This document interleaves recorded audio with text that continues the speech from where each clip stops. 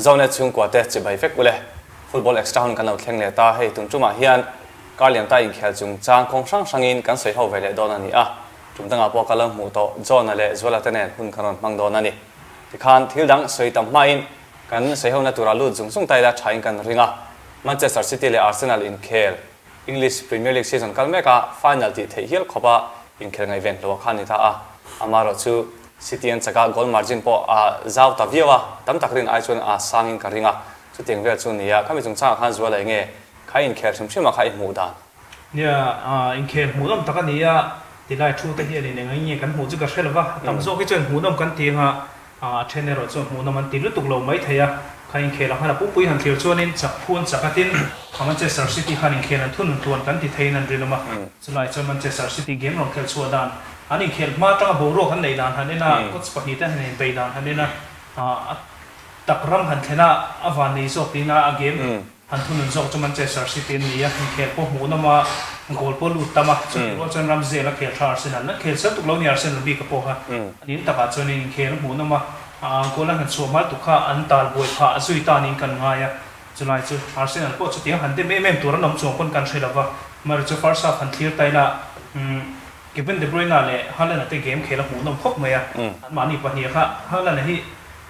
goal khung khelo po lo thei ni ti kha aron nang chinga sis pahni nei chu ba chan Kevin De Bruyne po assist ngot ba po lo thiam thil la lo nei tam zia aron langin kan sia goal di lai khung ania chulai chu first half khanin Arsenal kha khai tam goal akwa khai tam goal chu thei khop khan khel kha a thala tuklawa amai ro chu ka soi tong han atir te a an khel tha goal an han chu mal tu ka ha an hoi chu ina ni ta kan ngaya chulai chu tin nge siam tha chho thing ti ta chu zo na lian tak om thein ta chu ba chunin an squad thitle min cha nei de mo ti thein nia Manchester City hi an bench han clear tai la tun haya ron che tha em mai ar mare sa te bench an the tin feel for dena English player a chon ma ba ping tak nei tu na ko thal tu kan ti to ha ka ha thu thea tin Julian Alvarez season kan me ka players pe mo go so kani lai khung to tu ha an la da thei bo kan nia chulai chu Manchester City ha squad cha zo a po an thalu tu ka Arsenal lam chon en tai la bench sa chu ti nga game ro thla pok thei tu ra kha soi tu ra nom lu tuk lo ani chulai chu anin thau na te po thei nia kan nga ya pupui han clear tai la Arsenal hian van dui thlu nang em ti hi ru om thein ta season ti ra chang han soya Premier League a bak in solving na tur nei to lo EFL Cup te FA Cup te UEFA Champions League Europa League zo an ta tha chulai chu Arsenal hi Premier League a bak in solving na tur nei to lo chu an that pui ma yang ti te po khom the ma ra chu hei tun nai sawa result nei thal tu lova din hun se takan om te po kan ti le thei toin an rin ama an season thata kan man tur kan ngai ya thadon lo ta em ti thei te pon thilan kal chhota nia tin an van do hi kal tuang khop maya an youth team han ti tai la FA Youth Cup final lu ta mai ro chu West Ham United an no pang team po han final 5-1 mo tin an nei lo chulai chu an senior team po hei a van do re re hian khosa chho do ni na langa season thatak mang tur kan ngai hi an mang thado lo em ni o ti thei ni ka se ngai nam via maya khanwa kha sei bel du om karinga jona pep hi dangam ve khop maya kalwa karte po an system thara khana mil chi lo ti thu ka mani lo ga soya amaro chu match point mo right back aron da le ta te po nia tin akanji te po left back an da de center back an ta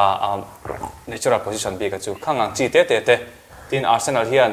emi season top in pressure sang hi an borok hin solo ti te po kha soi te po arilian ta khop maya khang chung chang tenen khan enge khain khel khai mu dan le ya khel mu nom tak ni tura kan be se khania amar chu soita lang khan amu nom view neutral thirna tang kha chona mu nom view rol khanin Arsenal fans thirna tang chona mu nom lutuk lo mai theya Manchester City in game an thununa chuta chuan ni tuna in ron soya Pep Guardiola kha fakphu ber chu ani time ka fiani akan ji te po kan fia I engeni world class player vati tur po ni lo I player engeni player van tlang kan han tiang chi kha ania chu I an la luta ti chuan ti hianin thiam takin enge achor theitlat mai ni tuna poi soyang khanin full back position a game poi mo lu tuka anon khel tir le tlat me ma se chu ta chunin akan ji chu a khel thrae mem loi si ni John Stones te po kan ria I center back thalu tu ko ni at ma se inge defensive midfielder rang deuh tho midfielder rang deuh tho in achang chuin an hunan manga ball an sema ball pe ta thiam box ya tikhan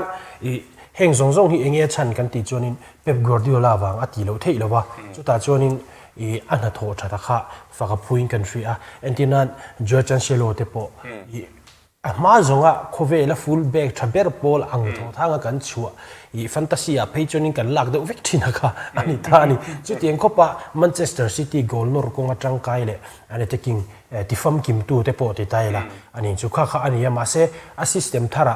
Cancelo khama mo lovin a in fia a chua tir mak me chu ta chon Jack Grealish tan a ma zonga vul tu lo Jack Grealish athaka anron vul le ta dei mai ni ti khan a system hi chulai chu Pep Guardiola hianin angai tu na hi aseng na sa ti hi a hriat reng maya chulai chu khain khel bi ka po khanin team pani danglam na lai chu ning ka hria squad in cha le ji te kha kha chu soilo na ngai lawa kan hriat sa ve kani chu ti rual chuanin hedi zon han soi taila an coach po Manchester City assistant lui pe pa noya in zir Arteta khania tin an player ni se Gabriel Jesus te Zinchenko te Manchester City an duanga mun chang lova chua khan ni ti zong han thlir po khanin team pani kha anin thawai amai ro chu zong zong anin thawna piala ma team anin thaw kan han ti ringo thianin squad hi cha engang ma se ko chin ange ni akai roi thiam lo chuanin chulaya chuanin a bol thak ve tho thina chu wan chuanin kha in khel bi ka kha chuanin I Pep khanin fak a phu ka tia chumi Pepa ange ni ruwa man na kha Manchester City khanin anron vulpui ni bera kan ngaya Arsenal impreza ran zo don lo chungchanga chuan ni ke soi thina Arsenal champion tura du saktu kani achan chu ka soi fo Manchester City and champion chuanin Premier League hi enge ni anron tiau don tu ka de wa hriat na te kan na ya amaro chu ama pon he preza ratang hin Arsenal hi an lo tal chuk zeu zeu to a ase tuna chuanin I ahar sa toin karinga achan chu enge ni nya he boruak sang chho in tak tak lai hi Arteta hianin Pep te ai chuanin ton hriat tlem zok na chuan khatiang boruak sanga team la kai hruai hnem lo zok na chuanin result chu azo lo zok ang ti hi chu thil chiang sa ni ya kangaya tatang hin eng tiang ni an tal chuang ti lai hi ena cha kom ka ti tun season an tal chuak zeu zeu to engemaw boina to kan tal chuak le thin ma se tuna an boina hi City ya intran ni lo City ma khan Southampton ate Liverpool ate ani dei to chu van chuanin Leeds ni mo kha bokan draw bokha khating kha ani dei to ni chu van chuanin thil hi an tal chu har ta deu hlek chuan ka hria chulai sang toy te han ti le te la in khel ma han bi ke la te ta hanin tun Messi mitam takina kan sei dan chuanin champion zone na tur final Premier League final kan ti khan ya mar chu arte ta han he game hi champion tur zone na ni lo ve kan lein chho zel do na ti ya mar chu chak lo zo an trai ki zo Pep Guardiola chang le ve le kan din muna thata khop me champion fi turin malam kan pan zel do na ti ya munam chho vio do in ka she ngày nông view mà ya khi nó sang bộ khá tama âm là chứ tắm tắc sấy cái đồ gì á tôi phải đương cái là sấy ta sấy là nè gol chúng ta khá sấy đã tranh cái gì á rồi là tranh tranh để tắm mấy đã gol khát na anh draw pui kha Leeds United ni lovin West Ham Leeds United chun sop zo kan ye xem chả dễ cái này cả nhà xây sửa bắt dễ anh lo khắc sửa bắt dễ thì ông về thì na看看cái sự thiểm hoa rồi để bộ ngày là cho mấy gol chúng ta khá sấy tay là gol khát na Kevin De Bruyne khung khá gol chát tắc kan ti vekin karinga chulai chuan kha goal a khan Arsenal lama tu thiam lo nge tin City lama khan tu nge credit back tu ti lai kha nge kan mu dani nia goal lu dan ha mak noi yang reng khop maya chulai chu abul bera chu Ederson te pokan fak theinga khala tlar hnung mai ro chu in khela zone goal lu nu khan Pep Guardiola chan how shepa chang hnung lama bola khal re tu goalkeeper en chang re tu Arsenal players ten ron chep man che pa khala ya kha a hau chan ni berin an langa chulai chu amai ro chu Ederson an khati player Arsenal players te lo hip khom phei kha thana chen te pom ve theya chulai chuanin Kevin De Bruyne defender pathum in an chepa a ball kang phei an clear pe Haaland an pek phei kha Kevin De Bruyne an pathum in an chepa amai ro chu goal moi tak mai kan mu zui ta thawania chulai chuanin a thiam lo han ti chuanin holding kha adik lo masabera chang kan nga khalai ball rong kang phei ani kan se Arsenal player a chana palian ber Paul ning kan sia palian khop maya Erling Haaland du to in ball lo receive tira titai la ball kang lo tau thei rang ha chulai chu Haaland an du to in KDB an pezui le ta nia chuan KDB an ball khal phaya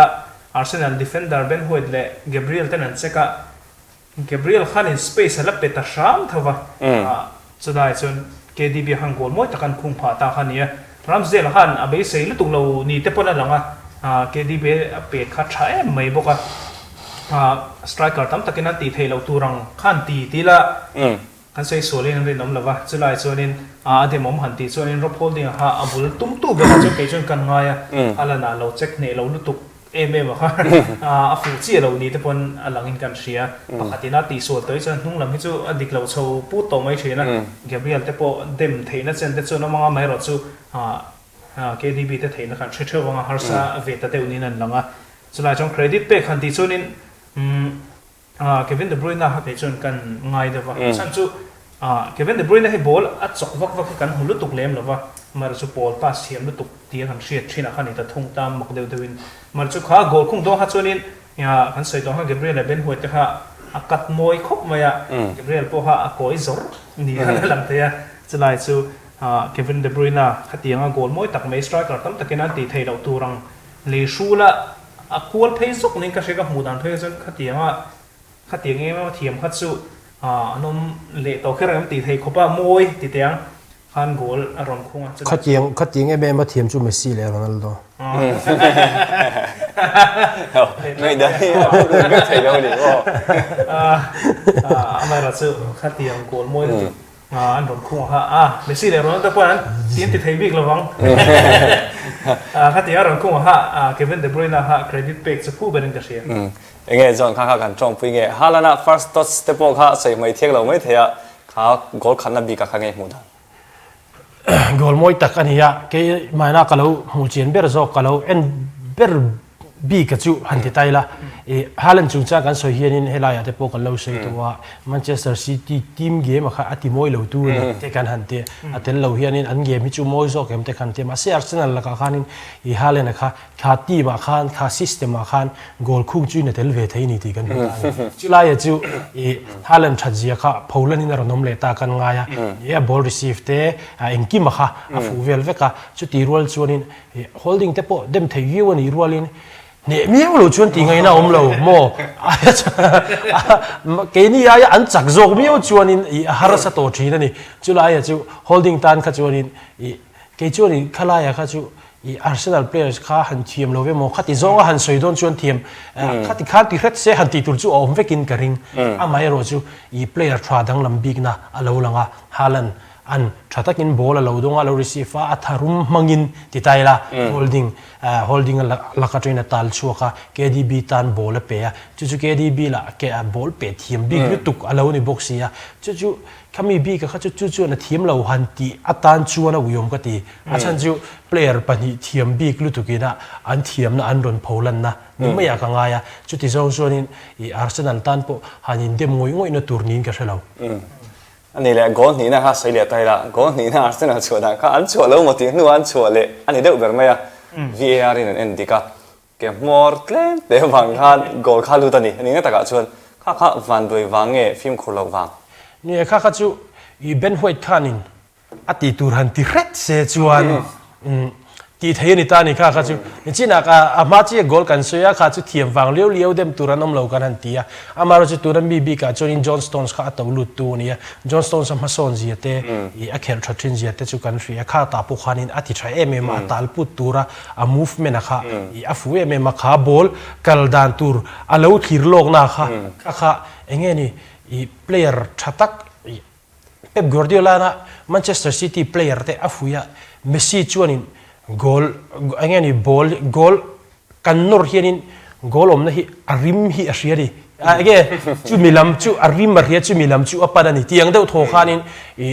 John Stones khanin ball omna tur kha ariani o mangin talpu ta kangaya chu ti rol chuanin Ben White khanin kha aya ti tha thaya chuanin kalangai thawa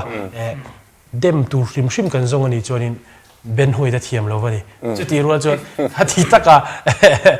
lo zuang tha ti taila John Stones sa pokhan faka phu thawe enge zo kan pu pe tan gon ni na bi ka kha khiran pa hi kan e ge chu corner kick kan han pe re hi chu kan lo khel ve to thina nga te han te ta la defender kan lo ni ven lai chena corner pe rek le chon marking kan nei zer turan ta chulai chu Johnston khati e wa free an tau tir ther ngot Arsenal defender chim pon de moming kan thia zona soi kha kan thop boka pakhata chuanin ben hoi da kha ke ha kham thui ma ve de boka side trap a siam lai po te ha siam lai ke ha lo kham thui le tu ha mani la ma le ha mani la ma le ha ke hai da phei zok me ala kha goal an chu chan berat bul chun ta chula chu pa chuanin pakhat lom the chu holding a bok mai kha rough holding kha amak ber tu chu Johnson sa ta goal tu mark ber tu chu rough holding kha ni ta chula chu lo mark nei lo le peka an le phei tak ngela phato chi si lo wa borong kala ha thatak in Johnson sanan tawnia chulai chu players pa hi dem theinin kan ria rough holding le ben hoi de te khan an ti tu an ti tok lo dewa chu ba chuanin apung pui han thia chuanin an ti dik lo de thum ti la khatianga free khan eng ting en head tir thei ti mu la ha ke jong ka lo mu wing de wa chuan ta king an ba han nei che mem ve ti kha soi theu man ta William Saliba lo te po hi alang chho view zeling kan ria ni chom se chon tiang lo de hi chun niang goal khat na po ni ta se goal ni na po ni ta se rough holding an ding de thor ze le hi chu an lo thon om de thina chu kha game a pohna ron lang chuak dia ka ngai goal thum la kha sei chun som ta zai la goal thum na bi ka kha nge Kevin De Bruyne finish kha anom mel khop me pe dana kha anom mel zong ba clear point space kha nei tamang rang view khala lang bo khala chung chang kha halana siam sak bo kha nei ta kha goal thum na bi ka kha nge kan mu dan yeah to season kal me khan clear ta la ti dei la Arsenal game kan clear chuan an captain Martin Odegaard hi players poi mober ti kan soi thin an ta game khelapi in players lang sar le munom berani thina amar chu kha game ha chuan in abi rutluan kan ti theina rin ama amai ro chu ron lan ve chuna kha pass solan neya khami pass sol Kevin De Bruyne na chu sak khami ball kal phei zel halana an finish ta hania chulai chu ati sol ber tu chu an fi afim khur tok lo wang te pok kan ti theinga Martin Odegaard ta pass sola tanga ball kal lut phei han ta chulai chuan in Kevin De Bruyne hanin moi tak men an finish a khalai po khanin soi lan vele sam khangai china boi tha khop meya ha ro holding bok me ha lo mark da ha ka du khop lo na chen te polom thea Kevin De Bruyne hanin ball ha voi thum vel chula tlan pui ning kan ria chula chu ro holding han nga tinge ron charge me lo o ka te ma han dinga kap kara han pe lu ta Ramsdale ha lia ve ting tang to box ye Ramsdale tang han ki partan chen ball rong kal so ka chu se far sa deu to turania chulai chu Arsenal players te chin oi laklo te pokan ti thai bulbera chunin kha goal an chona chunin Martin Odegaard ka dema aba ka chuan rough holding a po kha dem thaya Ramsdale chu han soi se tu re me momlo Odegaard kha bulber chunin ka ria ke ma chiang view nge zon la nge Arsenal defender te kha zon kha chuan dem view maya soida tang kha chuan khala khan Arsenal defender te kha dem thein ni regem ni kha goal khan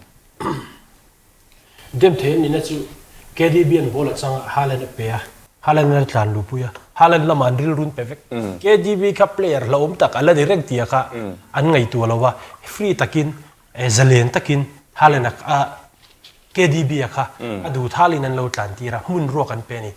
chu Haaland ka ameng ve karsia Haaland na va peleta chu atopa KDB khanin mor bongna na lo mangta ni maya kan ngaya chulai chu Arsenal khanin I omzia churin Manchester City kha an thalu tuka I Haaland goal khung tur ven ngai boxi heta lom taking KDB alo tlan ve renga ni tia an ngai tu kheng paman talo ni berin ka ria chulai chu Manchester City ka an try ma chu van churin khalai I an ngai tu na kha an seng tok lo ni ka ngaya Arteta point coaching apek le huna jon khalaya ka chu apoi now ka ring heta halanan bola ta lupi khami rigot kha Arsenal kha chon in danan tu toni khata tang chau khanin hlo oma chuak do ne montia ma se khata tanga hlo om chuak kha goal ni lovin goal siam saka kha ani vele ta si tun ma halana goal chau khung ngaranga rakha I assist tu kha le me karta kata khana ron tang vele ta sia heta veng tu nei lo KDB tan kha chon na kha I engeni a olsam le zual in soi taila kha I Arsenal ti su lai chun in ka ria ani le an goal lina kha soi taila halana goal khung kha chakhop maya goal khung don lam hati to nuwa samsei nuwa in goal khung ta khala khan Arsenal defender te kha asam leng in lui hiau ve an po chana lom Arsenal defender te khan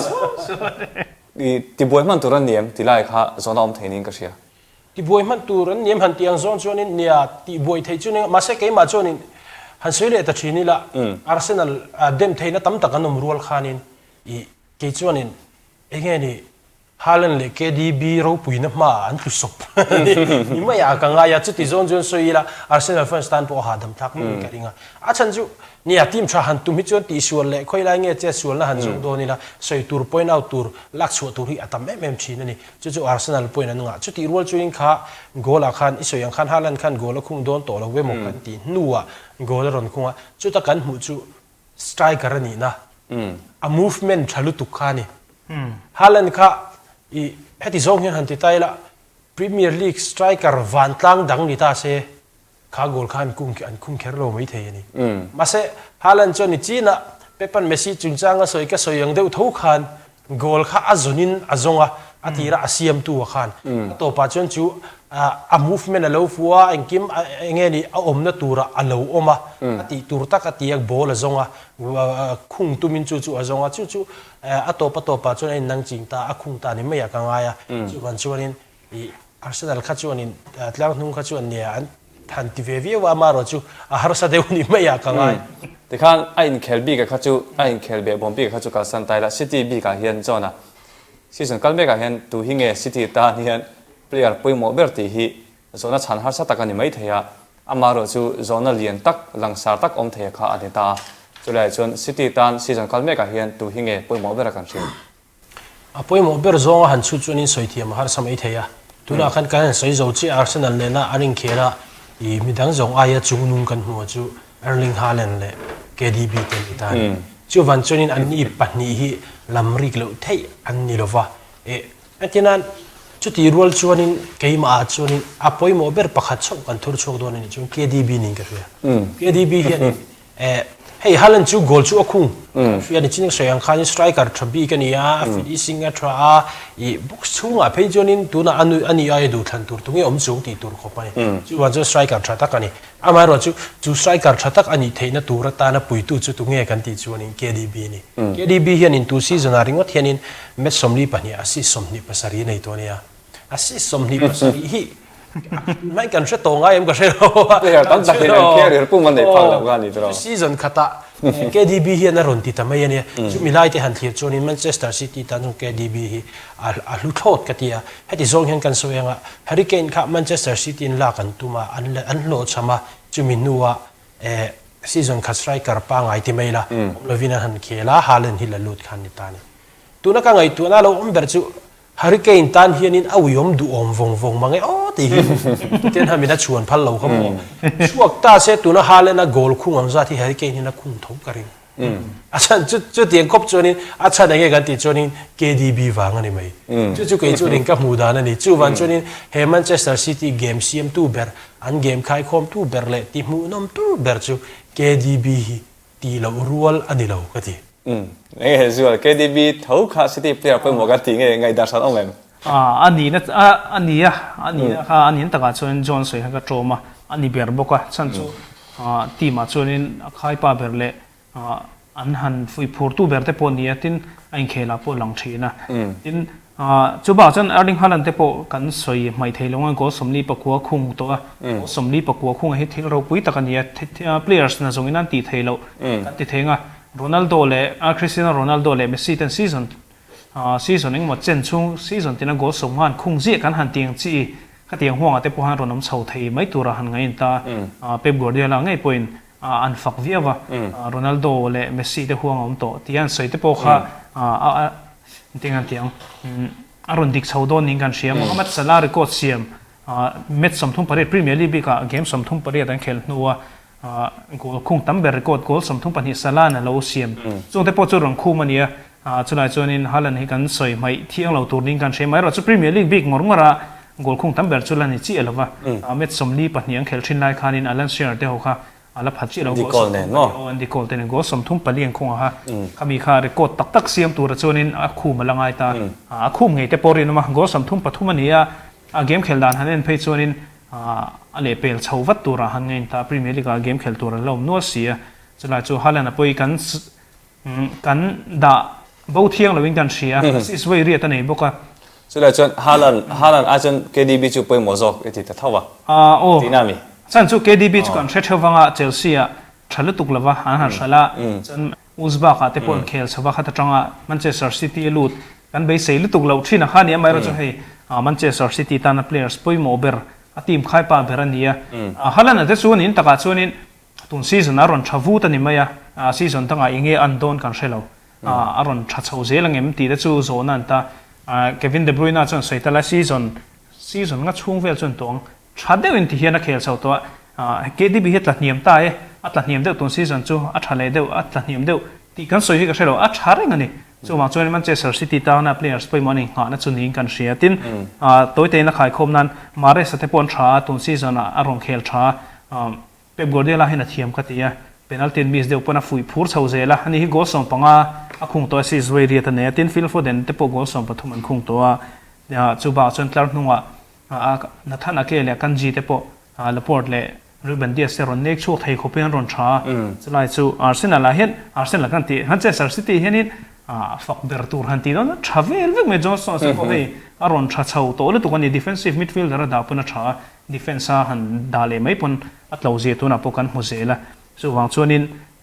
heti ngang kai hruai thei thata ka rong kai hruai thei an manager apo hi fak phu ber chani manager ha ka sei kaya sei som ha kha thaing ka sia pe pa hi hei kan singa Ancelotti te pon om tho ta manager ton set nei thatak tak Jurgen Klopp te pon oma chefu lo ta ni chu Ancelotti Real Madrid La Liga lama chefu lo ma se Champions League lama chuan top khalani ni ani na taka chuan chu tiang vel ta chula ni ya manager sang Premier League pon lam te po han clear tel taila chu mi a chuan tu na hian khowela manager thaber hi Pep Guardiola hi ani mayem tila hi zona om lian tak ani a khel po lo viu mai hemi chungchanga hian enge kan ngai dan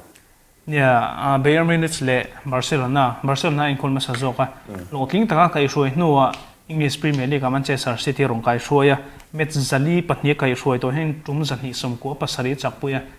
abon khop mai titiang manager tam takena ti thei lawang chi hi ron ti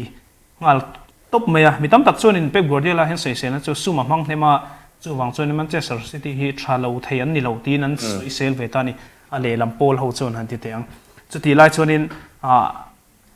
an ho sak zia le suman man nem zia chu kan threwa Pep Guardiola point suma mang nem amai ro chu sum man nem na zong hi thatna ni khel lo zia chu kan threwang achan chu Manchester United le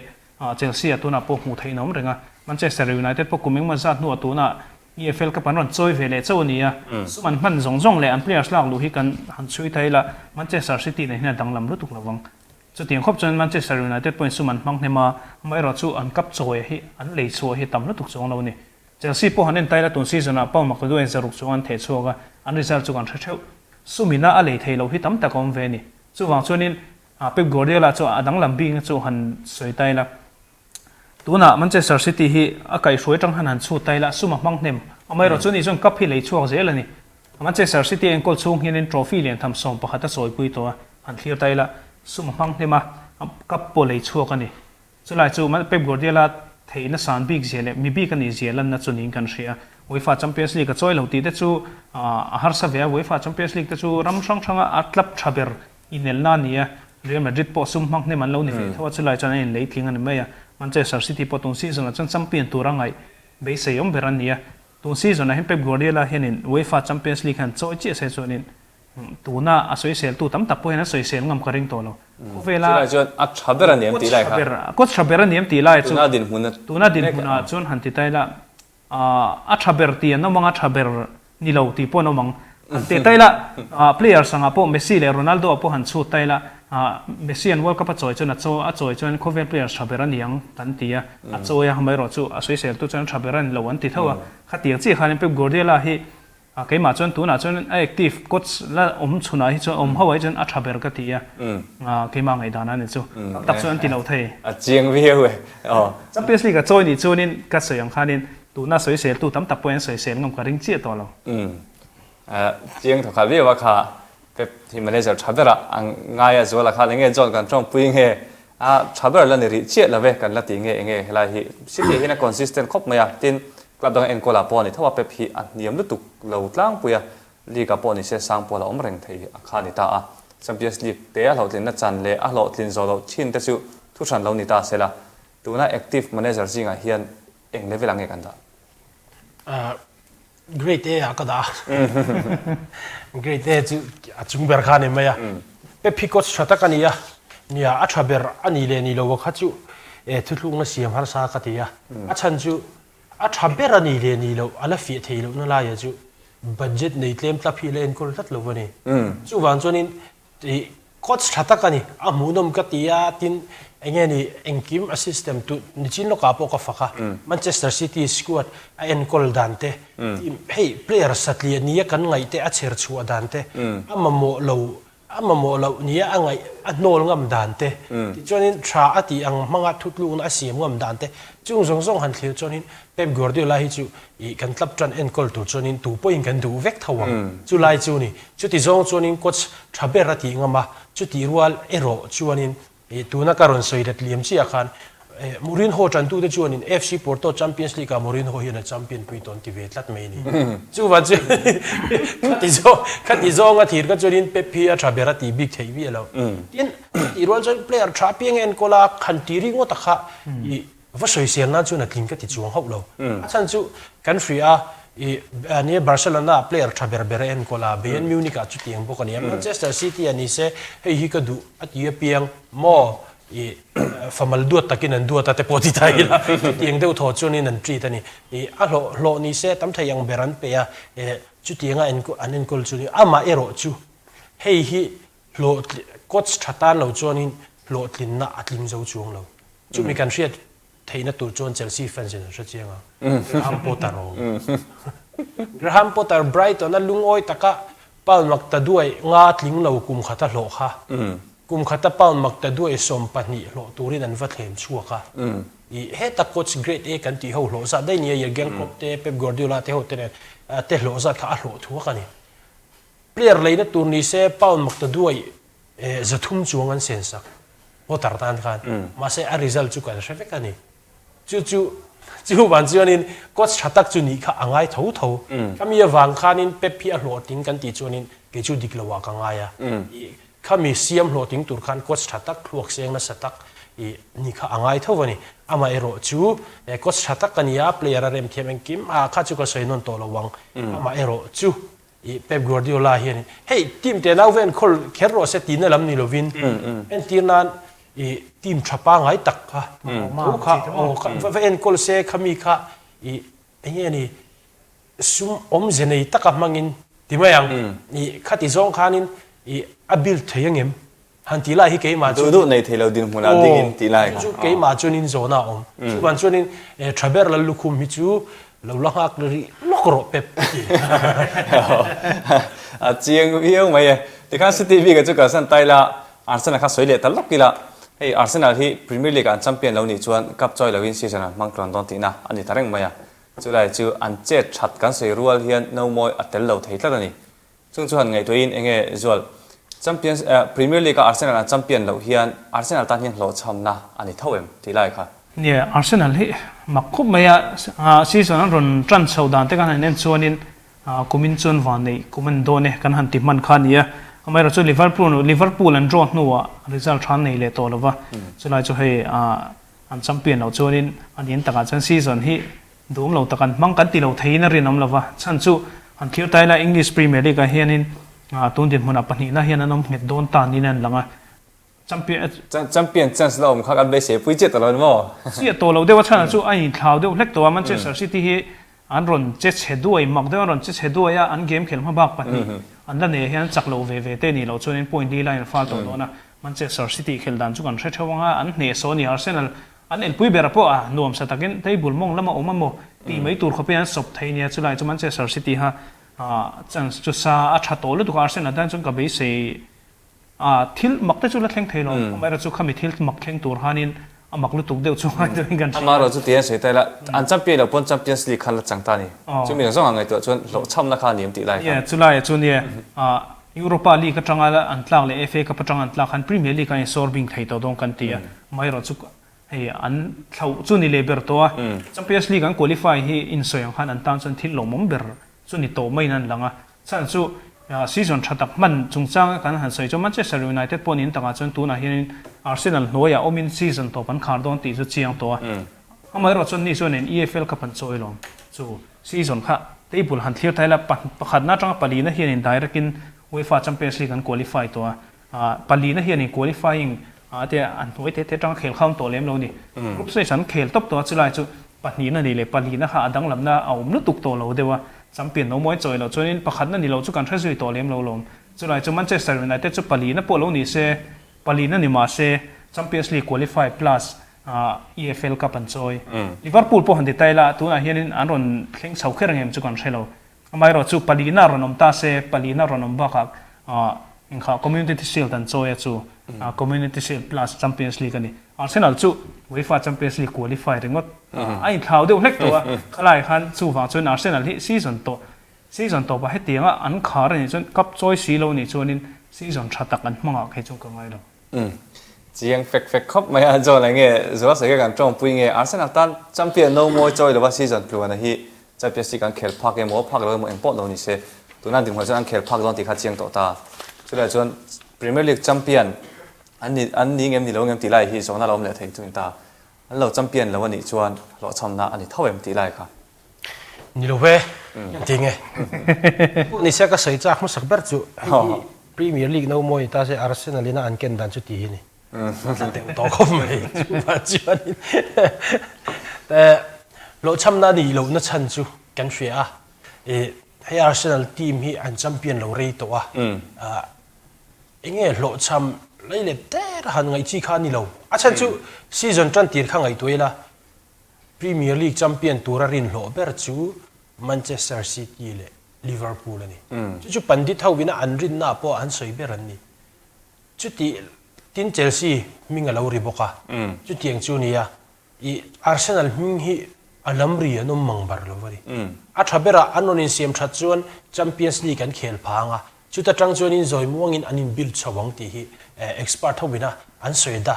te ange an thlir dan te tin mi puinol pui na kan thlir dan football ngai na howina kan thlir dan sa kha ani shim ani chu tiang chu mi thlir na tanga han thlir chuan I Arsenal tan tun season hi ke chu lo chamna ka ngai lo achan chu Champions League khel shim po hi he Arsenal tan hian in team build that diktak se chun team build thatan tuma poisa po sen ven han tuma Europa League ka khel tan hian hanin build tak hi theilovani players karan chak tat lo lom mo etinan Arteta kha tuna chong coach thatak aloni ani ti kan reta season ma sa te kha chong coach pa ngai takani ti chu kan hria ma se player Champions League khel duina Champions League khel ri lo mai la Arteta noi ka khel chon Champions League ka khel wat thodon ti ril rupuwa anzom chak tur khopak coach lo tling la ne lovani taka chuan chu van chuan Arsenal tan khan team build kha team ani turang tak din kha har salutu chu van chuan tun hi Arsenal tan chunin an team kha le chen lo tu sop to ti tai la chu mi siam thale tura din thale tura a process anga trust the process an ma ni ngei la an ti Arteta chungarin na an hwa tla takha tuna hianin a step hi an kai sang ta hreta ka ngaya chu van chuanin tun season a hianin he Arsenal hi champion lo po ni se ke chuan an tan ho chamna ka ngai lo chumi a chuanin team an build thei don lo mo ma se khata khan le season thara chon be sei na chu asang to viau thunga ya thapo so yang khan Champions League an khel don mi wa wangin an du zong te po an hi ve thei deu to nga ti zong khanin Arteta hian aduang thalin team aron build chau thei don chumi atan chuan tun season hi kong khara in hon na ni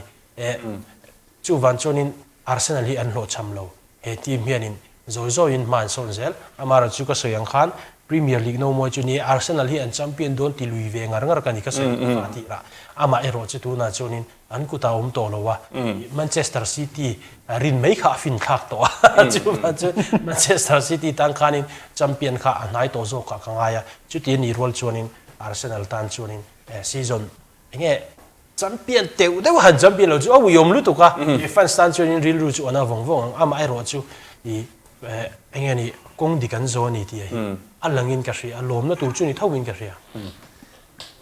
team dang ami Manchester le ti velte Chelsea chungchang to pokalan sei mai ka to bin khel ina kentel pakhat khan sei bel ta zokila Thiago hen ball chungchang kha Liverpool in West Ham gol ni gol khatin an neya golan choma saknuan le thala khami chungchang result bi ka khan lom taila Thiago handball chung chang kha enge zual kan mu danin kha referee in handball ang ai sak lova so in ne tam khop mai David Moyes po lung oi lova ang savia wa khatiang te kha kanan ri ani a kha handball chung chang kha enge kan mu dan so ithiam har a thenin penalty tur ania anti a thenin penalty tur ani lo anti a boka in khela zonu han David Moyes po lung oi lo khop mai ani hi tlak lau point lo cho ram tu ma ti ma han ni ta chulai chu David Moyes when VAR hi enghe trul na ti hial khopina tongatin an ti tum hi a tha mai ro chan hlo cham chiang chu lan ti na chu kha ge ma khana ni hatia amar chu ngai dam te po di le thawa mai ro chu a chak lo zok le point ma mo zok tan chun anavia win kan ringa mai ro chu a lo thlir tu le lam tan chun penalty turan lo ti han le ta commentator point na soi nge ya chunin Thiago kha atluk dong khanin akele lam kha ain rin chan lutuk to lova le in beng tum shim to khania chunai chu akuta kha fu ta ain ven na le zuk beng tum khami ba na fu ti khani ta chunai chu FIFA dana kan han thlir chong khami ha chu handball lak lo turin ven na shim ni ha chun le ti in beng he chu FIFA world cup pa kan mu to penalty pelo chunai chu FIFA dana tanga han chu chunin penalty han pek lo kha thil dik tak ni te pona langa amai ro chu le lam tlang atang han thir chunin Thiago kha dening sana shot khan asut chi khan han ti taila han tlu roi khan ni lem lo ni te pona langa bol lo ben tum shim shimati lo phar kha an na lai te po khom veta voi khat mai ni lo voi ni lai khat to ani bola kha chula chu goal shot goal atema lai ani box hi wang khanin penalty tur ni angai tan po thil om tak ni ve thein chen te po ma red card pek turani ti hila comment te pono mani ni taka chunin chulai chu a 50-50 viang ka sia match referee po khanin match referee po kha dem nu tuk turani lo na chen te po ke ma chunom thowa ril chung ril taka tanga han thia chunin penalty han pe po ni se om lo na em mom lo thoya ti te po om thowa chulai chu a 50-50 viang do se ke ma chu nge zon kha kan mu ve danin dan mi ta tanga thlir chuan te han ti wa ila football dana chuan in handball ani lowa 100% in referee khana ti dikani a chan chu Thiago khan soita ka han zol khan in a soinol to football dana chuan in player in atluk na tur a in ve na akuta man khan alawin beng angchi te khati angchi re renga ball in avato khan handball ani lo chumi dan chu kan zom do na ni si chuan in Thiago kha atluwa a in benga chu ball in ava fu ni chu van chuan handball ani lo chu ti rol chuan in ke ma shim hi chuan in football a hian handball ball in a kuta to fu shim hi chu handball hi ni mai se duwa a fel mai se a chan chu tu na po i khan kha dan khan traffic thawolo ma se ani ni le loi thawani we fa ngai point na ma point handball dan hi a chiang lo chu ti khati soi fi angai an tia UEFA meu po chian lo chuan in tu hi nge chiang chung ang mo chu ma chu ni ball in a to fu shim kha handball mai se a tha ka ti ma se e tu na kan soila ya kha chu atina David Moyes lungoi lo na chu Thiago kha avslide ani avslide ta ama avat luwa avat lului ati ni ber chu om je chu ama kha avat luluya chu ball in ang lo wa chu van chunin varina khatiang handball ham lo kha in za lo na sa takani o ti ya ama thirna tang chuanin adik viau mai thei ani ma se antinan ti zong hin han soi taira corner ball kan lo changta ball a local ta chu ball chu tau tumin ka lo zuang ta ka tla thata ka tluwa ti chong ka kutin ka nem kai ball in ka kuta futa ball tau tumin a zuanga chu mi atlu na ma fu chu lom ti la penalty kan pe do na mi mo atum thawalom Thiago po kan lo chu atum nge yelom ma se atlumia walo chu han chuanin dan ang khan kan kal do na ni chuan puteu ti no ira dan ang khan kan kal do na ni chuanin I kha I handball ni maya I David Moyes at hi na tang chuanin enge an tanga I a om viau ka ti thawa ke ma du dan big shim ma kha kan soi ver shim ni chu handball mai se tam kha mai hian ka ria dan hi an ziak detail viau mo ti lai hian chiang lo tat thi om thina ti chiang han handball rules te po hi atel ome ang po chuni se khami bi ka chu kalsan taila Liverpool kha ka soi kai zup nangin Manchester United ta lu taila thain ka sia United thi tlan hung lama an buai ti alang chan te po ti taila chen alang viu te po an ti hawa ang po chuni se kan clear dana jirani anga Harry Maguire an ringam lu tu box yo khel thachin box hi lawa Martinez ain liama Varane liam bokan rin rol pani center back ni zana Spurs taka sini find man troya ani po thak ti le gol ni veven khung ai ne tok ta te po khan nia hemi chung changa hian United defender te in liam hi antana poi thui thengem top 4 hemi Champions League spot chang tura an beina hian ti hing na sa zual tu ani thengem ti lai kha enge zuali ngai dan apoi hle mai ti la Manchester United fans te lampang zong va soi tai la poi hle mai han ti la chan chu Rafael Varane hi ani usthar bara chan June ni thum ma bak Manchester City FA Cup final an tum huna ba rong kir thei don lo tin ta chulai chu khemi match a point a fit kherang em ti kha zo na lom thein ta chu tiang chu nia tin Martinez sain ron soya ni hi tun season kan hu to don lo chu tiang te chu nia an tlam nu hen tu nan rin role la ne chun Lindelof le Harry Maguire chu nia chu chan Harry Maguire hi Europa League ka goal khilai tau tu khania chulai chunin an chhor ngam to box si lova Brighton FA Cup an ma chon tumin an ring ngam lawa Luke Shaw da Luke Shaw an center back a khela tin si chun nei hamai ro chuni zan lama Sydney 5 man roi no Tottenham Hotspur Champions League khel pui tura anel pui bera ha tu tuina to pa an khar pui le Europa League an tlak chan te po hamit kharon lang le wai me first leg ka 2-0 man roi no ul sam taken chak do ni kan thia mai ro chu to pa 2-2 ni le ta Manchester United fans tam ta phai 2-0 ni ha chani na him tai tin an mutsan mai te pon kan ringa mai ra chu jinkar result den chon phusok in ringa chu tiang khop chen Manchester United thi an het lo ni tlar nu hianin soitoin Rafael Varane le Martinez som hi chonin an thamuang in kan ringa players tlar ma lai thleng point tiang chu anin phaman chho emema Harry Maguire ten din chonin an nge an hlau thong thin game a polang chiang viawa chulai choni zana match ni chung Maguire hian da to lo ta Luke Shaw in taka chonin side defense ho hi chu center back a hanrin hin na fu tok lo cha om le thina a khel thala tuk han ti maila side defense na chu center back anin taka cha inang lo ani side defense chu tlam malam pui turan ta center back chu tai lo om ta pa ball taw chuak turang han ta chulai chu an khel da na hi nang lo ani chulai chu Luke Shaw te ho center back han dang wa thei chu him lo wa chulai chu tin ngeng kal zel don ani so hian hei tlem han soi le tai la Manchester United hi extra masa te po Champions League achiang kan ti rolin achiang le to lo ni nin chan chu point som rukan ne an hoi hen to Tottenham Hotspur point som nga pali tin Aston Villa tu na ron form mai kha point som nga pali bok ania Liverpool har tharnan chang chho mek boka point som nga pathum Champions League khel nge tu ma khanom boxia tia result thalo nei rang chon ani point hing thu thai ani to ni chuwang chonin Brighton le Chelsea ten ma chon chho le do ania ingtiang nge an chawang tarap nuwa hen Luke Shaw plus Harry Maguire nge Lindelof chuba ka chonin Lindelof plus Harry Maguire tivel chho khani to phei chonin Harry Maguire an rin ngam to lo phei chon Luke Shaw bok kha om le mai mela ni lo phei chon no pang te pon pot chho lop to de mani chulai chu har chho view don ni soitoin Varane hi aron kir ma hian match singzai kha match score vel khel turan ne Premier League hin har sa chho view don ta she an din mula kha anging ta view khala lang ta tina hal me sine ki chang chon nge kha kan ngai dan ni vem soita gang kharin defender pani Varane le Lisandro Martinez an chan chu Manchester United tan zonin eng team tan po ni se center back green role pani chan chu hei heti zong hian an soitai la an poimo zia kan thri thiam theina tu chon Indian football a hianin differentiate tu bera an man thin chu foreign player nei thati differentiate tu ni chumia alang sar lai taka an du thin chu center back pakhat midfielder pakhat striker pakhat ani tlang pui chumi chon in center back ho poimo zia kha apho lang le zolin kan hria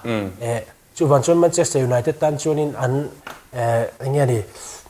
an first 11 chiang mo pani season top thleng soita kang khan Varane po season top thleng khel theilo turang deuh thoin an oma Martinez ni se chu tiang chu alo ni boka chu van chonin hei hian in Manchester United hi atira nging lowak kan ngai en chiang to mai anga kan han tia kha asoi nging na sa zual ta de wa chonin kan ngaya din hun hi him talu tuk lovani soita kang khan Harry Maguire hi chu extra masa de ko sei to a that le thei dan tur ber chu club danga khal akalani Manchester United ta hi chonin ain ring tok to lova ama in rin to nei tin a khel pui te po hian an ring tok to lo ni ka hre thina chang chuan chu e tuna Maguire din hun dik takani chu van chuan Manchester United hi e enge ni season thatak kha an mangmana te po han ti taila I champion hial kha an soi rile man kha ni mani deuloka ala rei lovani amar chu in liam in tlak buka tundin huna an han omle ta a chu van chuan hei hi enge mo zong to kan soi su enge mo zong tak mo enge mo zong ta ka soi don chu enge mo zong ta ka soi don chu in I an coach Eric Ten Hag tra an ti em hi I a that tak le tak lo fi na tur ni ka ngai bok heta hian he hun har sa hian liam player an nei te heng zong zong huna hian in aron tal chuak theyengem Ten Hag quality lan na a quality tak ron lan na tur ni ka ngai tel nga a chan chu football a chon kan hre ka coaching in football a chon a ken tel chu liam ani chu mi huna chon engtin nge player an adja sa engtin nge player an si an hel re man siam ni china pe pate kan han soi pe pate an tra em kan ti na chana kha chu kha nia akan ji te ho te kha I player thata kan chu the ta John Stones te kha midfielder an khel ti the mo kha pe pate that na kha ni kha tiang ang quality kha yen ha khian na yem ti kha aron lang tura ka ngai an Newcastle bi ka hi kal le taila Manchester bi chu ti han ka san taila thui takan soi thei to to ka soi thei lawa ngai ta ila san chu hunin min dei lutuk lo wangin Newcastle bi ka han kal le tamai la Newcastle hi an season to lama heng golan khung thei zole mani ti tura kha an ron nia season tir lama gol khat margin lek lekan chak kha an chhor zel box ya chulai chon Newcastle hi an khel ma bak en hian fixture ha ta te chula ong mai theya chuti chung chuan an din mun hi ahim tluka niam ti lai kha enge zual kan hu danin Newcastle United hi ne season tira hanin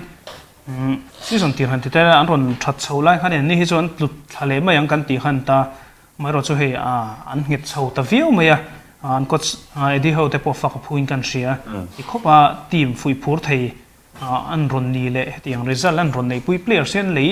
chu tin a thar ti han soi em tur hi an nei lem lo ni Anthony Gordon te po an players lei zinga langsar an ta mai ro chu tu hnaya result a thu kan hriat le bera chu Eddie Howe hian Everton a kirle ma se chu kan team a buena thlen pha lo ti hian soya chu ti khop chan team hi form chho to ni chu wang chuan Newcastle United tu hnaya Aston Villa laka an ron tu sual zawa Newcastle United an zian chu do ne midang tan chan san pedon ni kan ti mana mai ro chu secondary tram kan soi ang mai Tottenham Hotspur laka gol khat mo tin hne na ron changa tin ni zana kan hrianga gol khatin hne na ron chang le Everton tlak lau team chang mar lu tung mai kha ol sang ta khan hne le theya kha in khela khanin isaka kha an players poi mo isaka kha first ala chang lo zui ni khop chuanin in tu na in game hi mu na ma chuang chuan Newcastle United hi chu a him ve deuh time ni o ti thei ni pangana umek Tottenham Hotspur nen hianin anin hianin khel kem zo ka chu ti chuanin an chung de hen nomani chu wang chuanin Newcastle United din mun hi tha chho view Manchester United po soi to ni zan an tol thluwa chu wang chuan Newcastle United tuna an position le an khel le tur chho vel han thlir hi chuanin an khel mai kharinga Chelsea le Arsenal an lama chandona chumi ti lawa chuanin an hne ngei turangai khan ta Chelsea phei chu soi to in a du hian hne deu moti mai turani Arsenal tuklo ve thei boka chu wang chuan Newcastle United hi season thara UEFA Champions League kan kan mu ngai rinom ta in kan ria chu ba chuanin kan soyang han china ka soyang han kan vot thaleng season tir chho ve an ron that chho la han Champions League khel se an thatok lawang te han ti rual hianin be sei pha wa hen Tottenham Hotspur po an voi khat khelna thatak kan khel theilom chu wang chuan Newcastle United po tuna Champions League qualify chuanin tunan players tam tak hi an ron thlakanga players thazok le thein sang jok nei ten lei chawanga chulai chu an tla pho sak ji kan thre thewanga chu wang chuan UEFA Champions League po hianin team thatak ron din chho thei tur te pon ning kan ria chu wang chuan Newcastle United an khel ngei karinge tin han soila soi sual lawanga ni chu ngai him thokhat to mo him thokhat to vi ka ria nge jon toi fel da Newcastle hi an hima kan ngai ve him lo se ka tia din mun chu tap lian deuh chu ni sen him to kan tianga ma se Eddie Howe en kol khan nia chu ban chunin an la him lo tur an ngai taila achan chu an tum tur hi Arsenal an lo oma tin Brighton an lo om boka tin Leicester City po hi Southampton te tlak lau kan han ti chu tlem chunin an zoom le deuh hlek to lo to zoka amar chu Leicester te hi chu yen tang thei viau tura kan aya chu mi thlir na tang chuan Brighton Arsenal le Leicester an latum tur hi harasain karinga Chelsea hi han soiviau don hianin aming hi aro puya ta palian a player a pon show a amar chu an result in kha kha na chona kengtel ri si lowa Chelsea pon latum don ani e an Chelsea che thatlai te chu ni se hei ringot po hi Newcastle tan chonin tuilo na tham chu alani sim sima chu van chonin an him to tia han soiviau nan chonin ke kalowi fana chu van chonin an tum tur an fixture kha kan thir ber tur ani maya khata kha dan ron pal tlang ani chon thu san ni se turan khel dan kan en hi chonin soyang khanin an form mem villa la kan che sulam wa se nu anin cm tra Spurs la ka goal ru kan khung theya chumi nuwa e engeni tuna goalie Everton la kan han khung le ta khani chu wa chon he team thata kan ni Champions League khel phu khop chonin season chu an mang chiang ani amaro chu an fixture an ni anin a chiang ta e ti han soinan chonin ala ma thom thowa ka ngai du sak lo deu du sak lo Champions League kan diu ke silma te han mu tho rai chonin midang alien sa deu han mu le te po khat cha kom jok sim sim malom chatiang zong han thlir chon sei du tam ta kha kan la nei ka ringa engpo chu ni sela hey Premier League table la hian season kalmek hian pariat na chin top 8 chin hi European competition base sei theivek ni khanan langta a chulai chuan Liverpool tan po Champions League base na kha om thar le MT the khanita achana chu Manchester an to thusawa Newcastle po kan soya karmas manilo kan to thuwa tun haya ron thale ma sela an point ge bakha azaw lu tuk tak tak theilo lai hi an hoi mi te tan po base na siam ve tu khanita zela tin Aston Villa unai Emery hoya mak ti rin khobin ron che thata an sang ta wa khop maya tin Spurs khel tam ma sela chungna ma an bet ve reng boka chutiang kara chuan Brighton an ombok ta Brighton hi pare na oma sela khel som thum chon la khel miawa an form enin an chak chhau zel ni chon khi ta om thei kha ni ta ni chung song hangai tu chuan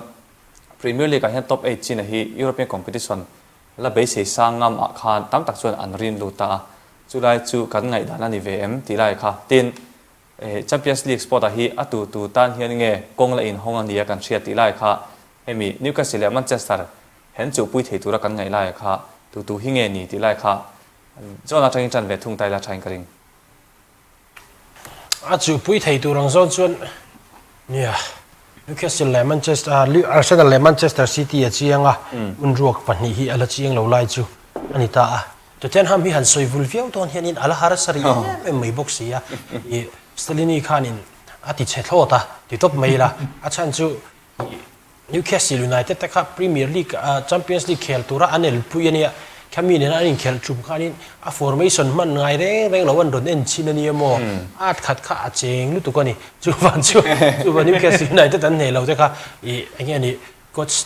tonship nei lo wani na kha alangin ka ria unte te kha chu lom se chu Spurs po hi kan la da sang viu tu khania chu van chuanin soithia mahar katia Liverpool nya Newcastle an soi bo viu si kha chuanin khelo se kan ti si chuan Tottenham le Liverpool kha soi lu nga ma ro chu Tottenham le Liverpool hi soi lu tla khopi chu an ni si box si lovani tak tak a chuan i Liverpool dei an Aston Villa ti dei chu kai an kheli ka ring lo hrim hima chan chu tuna entinam Liverpool ne an point polo en taila Aston Villa ai Liverpool san nei niam nei point khat chawania ma se Villa hi match khatin an khel tam zo kani chu wan chuanin kami khatiang thirna tang tatin team size te engkim han thlir hrim khanin Villa ta hi chu i anlo om sang veri mai maya kan ngai deu leka chu van chuan kan soibo dewa tin Brighton te po i an point hu chu at Traviova an ni hi match pon la khel te ma khati zonga thir chuan chan sa amaro chu atop kho ka hian an ni ho hi chun tlo lo thin ani Liverpool tan hianin Liverpool tana chance om thei dan chu Tottenham an tum dona Tottenham mi an ne phot angai kati anel pui ber ania ti maila ti zong khan anel pui ber tak tak chu kita an han el pui ber chu top 4 om sa Newcastle le Manchester United khan ni me Champions League khelan tum chuan amara chu khamin nuai bor vela an lo el pui chu Spurs an ni chu van chonin Spurs hian ne phot angai Spurs an ne zo chonin Liverpool tan hian in team har sa anum to lovin ka ria fixar thirian chu van chonin chu mi han thir chonin a om thu pani ma se Jurgen Klopp hian in a soya i Jurgen Klopp hi chonin an chunga om te hi tumala chak zo kani a chan chu an chunga om te kha tuma chak chan chu point an chu sak thei dona chak vek engang ma se king pui te kha an lo chak ve tho si chuan ข้าฟังกันนี่มันจะเสียในเต็ดแหละนิวคาสเซิลข้าอันจักโลเวกริงก็บิ๊กดอนซีแล้ววะจู่วันจนนินกงข้าไอ้เงี้ยมาส่งหันที่จนนินมีได้ไงอิงหานะคะต่ำโอ้มีได้ไงอินหานะคะอะไรต่ำรู้ตัวข้าเบสเดอร์เราโอ้เราจู่เบสตักงั้มเราเลเวลาเฮียนลิเวอร์พูลที่จู่อันนู้นมินกัสยาทินอันมานี่สควอตพอเฮียนให้อันไฟตักจนนินลิเวอร์พูลเตะอังจุสกวดชาซาอันโลนี่อ่ะอันนี้เสียมชัดจวนตุนหายกันหัวอาร์โนลด์นี่เสียซีซั่นมันเสียเมมาค่ะมิดฟิลด์อดูท่าละบอลนันจันใจนั้นหันตัลตีร์เวลอันเจ็ดชัดสุดแต่เวียวันนี้ขมีหันทีร์ขัดจวนอาไม่รอจูขัดยังตะกะอันหันทีจวนนี่เอ็นี่คัมแบ็กไทยตัวครบสกวดจวนนี่เรียร์ปวนนี่อาไม่รอจูอันจูก็มีแต่ขัดทีมชาตินิเวศเขาจู่วันจวนนี่อะไรฮาร์สเวลเวกเฮียนิงกันเสียแชมเปี้ยนส์ลีกที่จูแค่สิ่งที่เขียนเราเสกันดูบ็อกซี่อ่ะบุยข้างเวลเวกรีนี่ที่ตัวเจ้าทำให้โมลิเวอร์พูลสอยลูท่ามันง่ายมาเสียอันสอยลูทักลุกตุกรีบ็อกซี่เราทีเดียวทำไมจึงจ้างข้าชัวต่อยเฟลด์วินเองไงไปดันเลยเนี่ยมันจะเสียในแต่ที่หิงเบราจงเกิดจนกังง่ายต่อมาอ่ะนี่ก็เสียในแต่จนหิมไม่ตัวรักกันง่ายอ่ะอันฟิกซ์อาร์โซเวกันเองขันจักรโลเวกโดนหรือว่าโจนัสเสียงขันส่วนจนนี่ก็เสียในแต่ที่ดาบเอาซ้ำดูไหมล่ะอันหิมาจงกันง่ายอ่ะมันจะเสียในแต่รอนจูปุยตัวเห็นตัวเต้นฮัมฮอตสเปอร์อาสตันวิลล่าลิเวอร์พูลเต้นอมตาอาสตันวิลล่าจูโจนัสเสียงขันกระดาบเอามากกว่าไก่ปอตัวเต้นฮัมฮอตสเปอร์ปอฮีสวยตัวนี้นั่นนี่ฮีอันคลับ managing director Juventus บัวนั่นเวลฟังอินไงดำเราอุซิงอาติละน่าจานะจุงเวลที่ส่วนนี้ตินก็ชีอันอินเตอร์ริมทิ้งอันบานโตเมียส่วนอันคลับหินบัวเวียวอันริซัลปอนในชาลวันเกมเข็นนุ่งปฐมมาเฮียนินจุ่มขันโดรนเนี่ยจุ่มหินสักแล้วมันจะเซอร์ยูไนเต็ดนี่สานันโจสามาสุดที่อันส่วนตาส่วนตัดเต้นฮัมมัสปอร์ฮิจูอัตโตปะเฮียนินจันโจกริงแล้วว่าส่วนลิเวอร์พูลที่ยูไนเต็ดรอนเบอร์ตูรักกันไงส่วนนี้เดียวว่ามาแล้วส่วนนี้พออินข่าวอะไรพออินสารีนข่าวว่ายูไนเต็ดที่เข็นที่นั่นเข็นเตรียมโจบุกสุดท้ายส่วนนี้มาเซ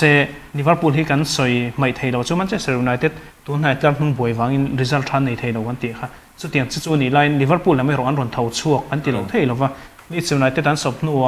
นอตติงแฮมฟอเรสต์อันเนี่ยที่นอตติงแฮมฟอเรสต์เวสต์แฮมยูไนเต็ดอันเนี่ยเลยบุกพอยกวนหลอดชั่วกันนี่พอยกวนหลอดชั่วอันรองกลางเสาตัวรัตินอันจุงเอาปัจจุบันตัวเต้นทำเลยอาสันวิลาที่อาเห็นเขลขัดยังเขลเลี้ยมโจกันจับจวนเฉาเลยดอร์ไทยโดนบุกสมัครจนินลิเวอร์พูลพอฮิตชันส์แล้วเนี่ยจนกันง่ายมันจะเซอร์ยูไนเต็ดเบอร์ตูราเตปกันง่ายเดี๋ยวรึงก็ตาจุดไหนจนเลี้ยมหันใส่เบลก็ดูกันเนี่ยสุดตัวเต้นนี่ตาเซยุโรปสมชิมาให้รอนสูตาอังกฤษพรีเมียร์ลีกเห็นด่านทาราจนินคาราบาวคัพแชมเปี้ยนฮีกับคอนเฟอเรนซ์อันเขลโดนะทินเอฟเอคัพแชมเปี้ยนเลยเตบุลปังอานะเฮียนินยุโรปาลีกอันเขลโดนะตัวดินมุนัลันดานเฮียนินปังอานะตัวเต้นฮัมเล่ปรุกนะอาสันเวลาเห็นยุโรปาลีกอันเขลโดนะอาจารย์นั่นสุปรุกนะการหันติขันเตบุลเตียลันดานจันเตลลมาเซเอฟเอคัพแชมเปี้ยนฮีมันเจสเตอร์ยูไนเต็ดเล่ซิตี้ตัวมันโซกันนี่โดนะแชมเปี้ยนส์ลีกอันเขลโดนะนี่ซึ่งวันสันเตบุลปรุกนะเห็นรอนเกียนังอ่ะจู่ปรุกนะอาสันเวลาเฮียนันเขลพอโดนะได้ชวนยูไนเต็ดจนแชมเปี้ยนส์ลีกเขลโดนตีไล่ค่ะยูไนเต็ดเทียนินเอาเสียจู่ชวนตีนะแชมเปี้ยนส์ลีกเขลปอนซียุโรปาลีกค่ะอันเขลชวนนินจุดไหนจู่อดันหัดังเวเลเทตาคุริฟายซาจู่ที่ฮานักกัลไม่ยังอ่ะจุดไหนจนปัสรีนัทลิงเฮียนินจันสลอมไทยในคอนเฟอเรนซ์ฮะที่นั่นรองเกียนเสาไทยตาจุดไหนจู่ปัสรีนัทลิงฮีซีซั่นทารายุโรปอินลันไทยตัวจู่นี่นั่นหลังตาตัวน่ะเฮียนินจุดไหนจู่มันเจสเตอร์ยูไนเต็ดตัวเต็นฮัมแชมเปี้ยนส์ลีกบีกับฮันนี่ก็ใช่แชมเปี้ยนส์ลีกบีกับจนตัวเต็นฮัมเลยอาสตันวิลล่าเฮียนินอยู่กับเบสไซปุยแล้ววะตัวน่ะยังเขลดานเลยอาสตันวิลล่าไปจู่รินลุตุกันโหลเวเดียวบอกว่า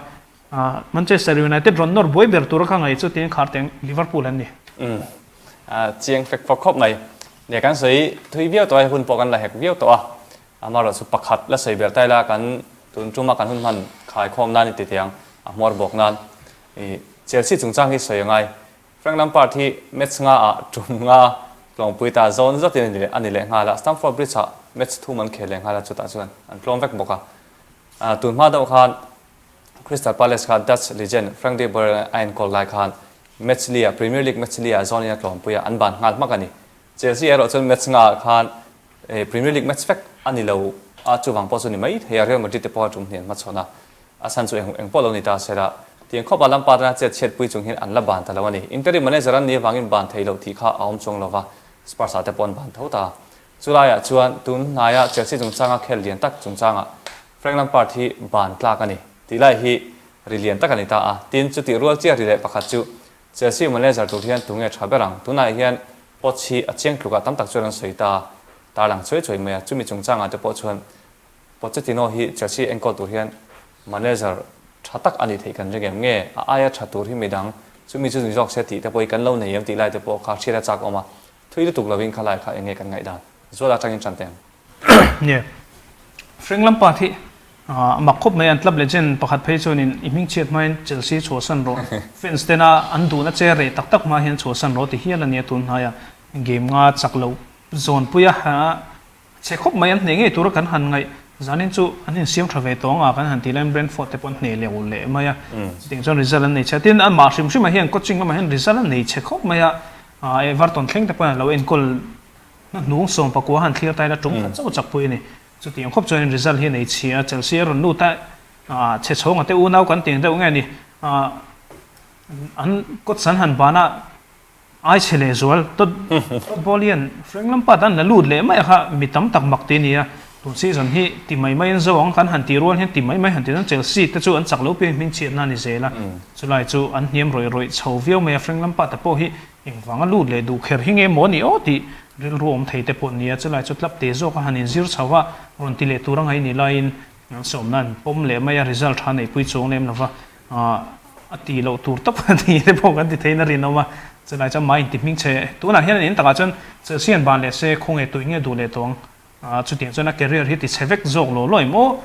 ti na te po ni thein kan ria chulai chon coach an han ruat le tura hanin Pochettino hi chiang thokhatanga in to ta chan chu Nagelsmann kha an bei sei ti ni a mai ro chu anin result an nei that tong lo wang le season thana UEFA Champions League khel don lo wang e chu tiang soipom chu lo wa mai ro chu Nagelsmann na anin biak na chu ti to pani ti na chiang to a chu wang chon tuna alang sar ber chu midang soi om to lem lo wa tuna Luis Enrique te pon a in kol don lo ti chiang to a chulai chonin Pochettino hi kar thar lama chonin chiang to mai turangai ti asoin ta ani hi ka tha thiam che lo Tottenham Hotspur a han lo thing viawa mar chu Paris Saint-Germain a luta tiang em loin avani pui lo result chu thalu tuk lo mai ro chu an tumber Champions League chol pui thei big lova ya tha kol tho chung khanin chu wang chen ming che angreng tak te ta chulai chu club leina borok nei that lo chho vela hanan han ban zui ta khania ko club en kol nei lo tian anom chhoran rana inga ngeron yang chu ka hrelowa mai ro chu a thatna lai tur te po ma English Premier League ka ton hriat nei sa Tottenham Hotspur po ro pui taka Champions League final te thleng te po lo hruai thleng to tu khania chulai chu Chelsea ta chunin ani ba khi tun din huna chunin han bei sei tur anum loin an langa coach na ruak nei coach na ruak hanai an tila en coach line nei o coach all tuna chin ria chunin an niang tunan result nei that tok lo le Champions League pon hinang Conference League pon khel don lo chu tiang khopa din hun sia an ni lai ron en kol tura an manin an em thei thabera chunin Pochettino chu an lu thei chu thalom John nge khami chungcha khani ngai dan zual ngai dan kha kan tong pui mai nge Pochi coach chata kane Tottenham fan so phei chuanin an la du em ma mani loka aming lamin an zai rol dol dola kir turin an du ni ma se engti lai puan hale me len huat em Chelsea zo hian kal don ta ni inan langa tin nia Lampard bi hi chu ni china zola so yang deu khanin a career hi ama hianin a phum bo mai don ni hi ati tur khopani din huna hi chuan tuna hianin Chelsea hi en kol zo ta chi ase club dang nei le tur chuanin i khoyamo league niam fe ani lo chuanin USMO i Middle East lama mo kalangai to mi chu tiang khop chu tuna Frank Lampard din hun ni to in ka ria chu van chuanin i match ka chaklo chu i Real Madrid la ka te khan an siam thavia wa an chaklo chung khan an zia view do ne kan tia ma se Brentford la ka non chaklo le a system hi mak chin shim ka tia mani Brentford la ka an han chaklo wa te po khani Joe Felix te i auba te hi striker thapa ngai ta kan hi anga tingi an rin mai lo le ti hi hi chon ka zona hi ani ni a chan chu Joe Felix te po an nei renga ben chan da Raheem Sterling te tlar ma an han da topa ti khanin an game plan hi anh ni amumal lo thi ti mai la i Graham Potter atang to khan chu van chonin chu tiang te han thlir chonin Lampard hianin ama i a coaching career a thlan tur hi lai me kem ni chu ti mai tur khopi ani a adum lo tak zet poch big chung changa chonin poch hi